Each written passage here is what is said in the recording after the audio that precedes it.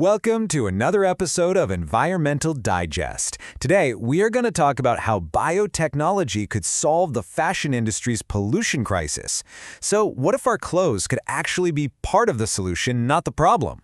We're diving into a world where luxury materials like leather and silk are grown in a lab, not sourced from farms. This is the incredible emerging world of biofabricated fashion. Let's get right into it. Okay, so first things first, we really need to get our heads around the scale of the problem. The clothes we wear, the bags we carry, they all come at this massive and usually hidden environmental cost. And this isn't just about fast fashion either. It's a systemic issue that's woven right into the fabric of the industry. Take a look at this number, 20%. Now, what does that mean? Well, that's the share of the entire planet's industrial water pollution that comes from just one thing, dyeing and treating our clothes. That is a staggering figure. We're talking trillions of liters of fresh water contaminated every single year, just to get our fabrics the right color. And the problem is really coming at us from two different directions. On one hand, you've got petroleum-based synthetics, things like polyester, which absolutely dominate our closets. Their production takes a ton of energy, and with every wash, they shed polluting microplastics. But then, on the other hand, we've got traditional materials like animal leather. It's linked to deforestation, and the tanning process uses all these toxic chemicals that poison soil and water. So you see, it's a two-sided problem.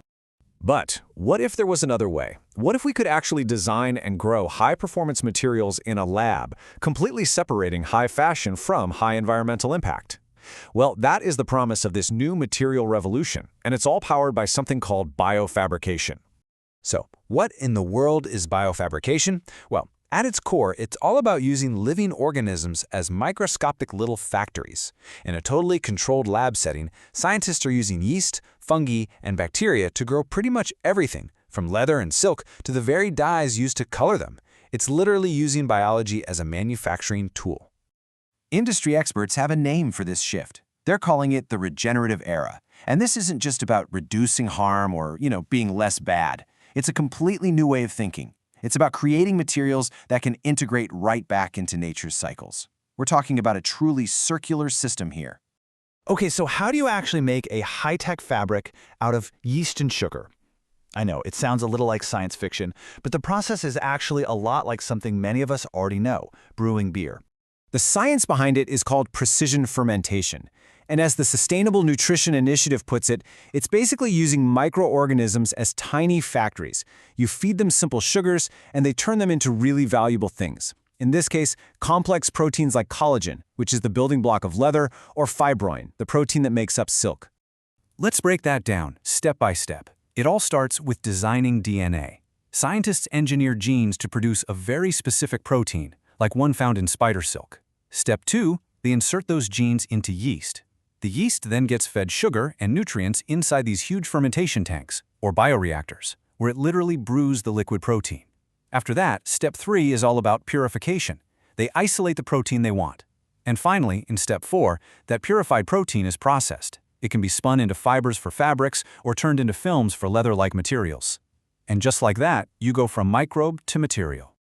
Now, I want to be clear, this tech is way past the lab experiment phase. It's already showing up on the world's most exclusive runways. Some of the biggest names in luxury fashion are investing big money in this future. Let's take a look at the proof. The environmental benefits are just staggering. A formal life cycle assessment actually compared a biofabricated silk to traditional luxury silk, and the results are pretty incredible.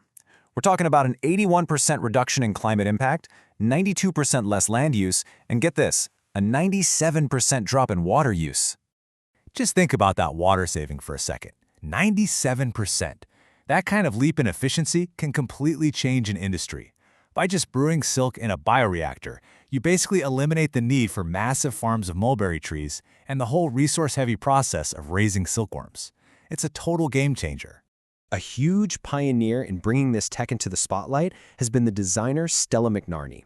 She's always been known for her commitment to sustainability, so it's no surprise she was one of the very first to pilot these materials, working with a company called Bolt Threads on products made from their mycelium leather and their biofabricated microsilks. And trust me, she is not alone.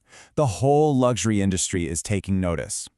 Kering, the parent company of Gucci, dropped $46 million into Vitro Labs to scale up lab-grown leather.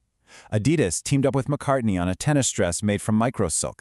And even an iconic brand like Hermes has developed a version of its famous Victoria bag using mycelium-based leather. This isn't just a trend anymore, it's a real strategic shift.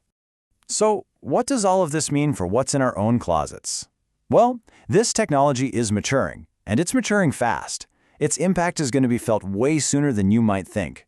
Let's look at what we can probably expect in just the next 5 years. This chart is really cool. It shows us something called technology readiness levels, or TRLs, for different biofabrics. See, a TRL of 7 or 8 means a technology is mature and really close to commercial use. And look, materials grown from mycelium, that's the root structure of mushrooms, and dyes made from microbes, they're already there. Lab-grown leather and silk are not far behind at all, with pilot plants already spinning up. We are right on the cusp of a major expansion. I mean, the synthetic spider silk market alone is projected to hit nearly $3 billion by 2030. And these materials are also popping up outside of fashion, in places like the automotive and aerospace industries. And because they're designed at the molecular level, you can program their properties for things like extra strength or elasticity. As production scales up and costs come down, you can bet we'll see these materials move from the luxury runway into mainstream stores. You know, this revolution is about so much more than just sustainability. It's really about fundamentally changing the very definition of what a material can be. Our clothes, our shoes, our accessories, they're being redesigned from the DNA up. It's a really profound shift, and it asks a pretty big question. Are we ready to embrace the wardrobe of the future?